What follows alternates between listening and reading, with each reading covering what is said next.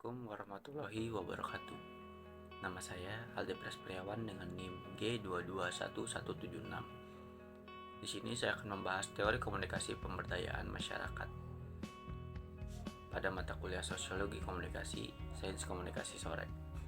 Pemberdayaan masyarakat adalah upaya fasilitas yang bersifat non-instruktif guna meningkatkan pengetahuan dan kemampuan masyarakat agar mampu mengidentifikasi masalah, merencanakan, dan melakukan pemecahannya dengan memanfaatkan potensi setempat dan fasilitas yang ada.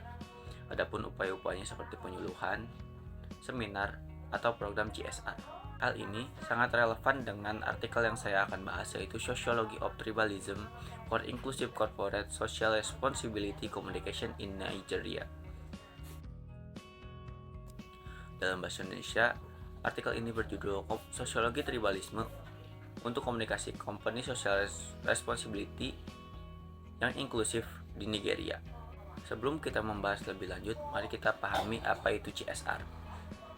CSR atau Company Social Responsibility adalah konsep di mana perusahaan secara sukarela mempertimbangkan dampak sosial dan lingkungan dari operasi mereka, serta bertanggung jawab atas kontribusi mereka terhadap masyarakat dan lingkungan. Secara sederhana, CSR adalah upaya perusahaan untuk memberikan manfaat pada masyarakat sekitar.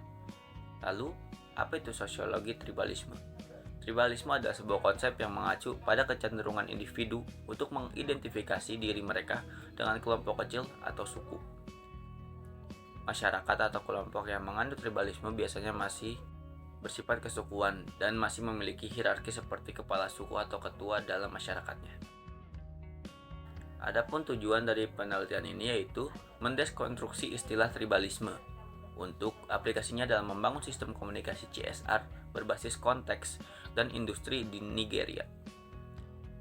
Setidaknya terdapat 4 objektivitas dalam tujuan penelitian ini, yaitu menetapkan sistem komunikasi CSR yang ada di Nigeria, lalu mengidentifikasi kesamaan dan perbedaan dalam CSR, serta komunikasi dari organisasi-organisasi yang dipilih.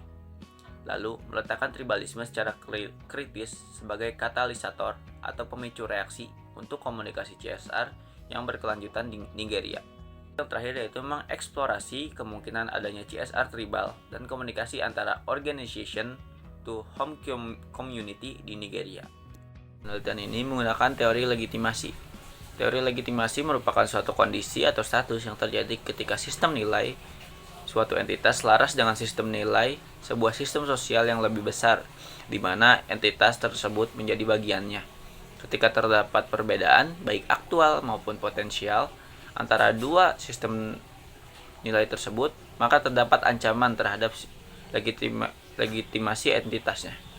Teori legitimasi bertumbuh pada gagasan bahwa terdapat kontrak sosial antara perusahaan dan masyarakat di mana perusahaan itu beroperasi. Kontrak sosial juga digunakan dalam penelitian ini untuk menjelaskan banyaknya harapan masyarakat untuk mengenai bagaimana sebuah organisasi harus menjalankan program CSR-nya. Adapun data yang dibutuhkan pada penelitian ini dikumpulkan secara kualitatif dan juga kuantitatif. Responden diambil dari 4 organisasi besar di Lagos dan juga Abuja, Nigeria. Sampel diambil dari 27 karyawan dari masing-masing organisasi besar tersebut, lalu diberikan lembar kuesioner. Sampel berjumlah 180 orang, lalu 100 diantaranya dipilih secara acak dan 8 lainnya dipilih secara sengaja untuk dilakukan wawancara secara mendalam. Pada penelitian ini, menghasilkan temuan yaitu beberapa program CSR beberapa organisasi hanya sekedar untuk memenuhi kewajiban saja atau bersifat formalitas. Lalu, program CSR masih berorientasi pada tujuan internasional, tidak berdasarkan kebutuhan sosial setempat. Dan juga program CSR masih bersifat top-down. Hal ini sangat menarik untuk dibahas karena artikel tersebut relevan dengan Indonesia. Seperti kita ketahui bahwa di Indonesia masih banyak daerah yang menganut konsep tribalisme atau kesukuan ini. Lalu, dengan mengelaborasikan ide dengan kebudayaan sosial setempat, maka akan menghasilkan program CSR yang lebih variatif. Artikel ini juga dapat memberikan sumbangsi pada skripsi mahasiswa. Pada artikel ini, kita bisa mengetahui model komunikasi dari sudut pandang public relation, bagaimana merancang sebuah program CSR yang relevan dengan masyarakat setempat Adapun artikel ini bisa menjadi acuan untuk skripsi berlandaskan komunikasi kelompok serta referensi terhadap inklusivitas program CSR. Berikut adalah artikel yang saya kutip. Kurang lebihnya mohon maaf. Wassalamualaikum warahmatullahi wabarakatuh.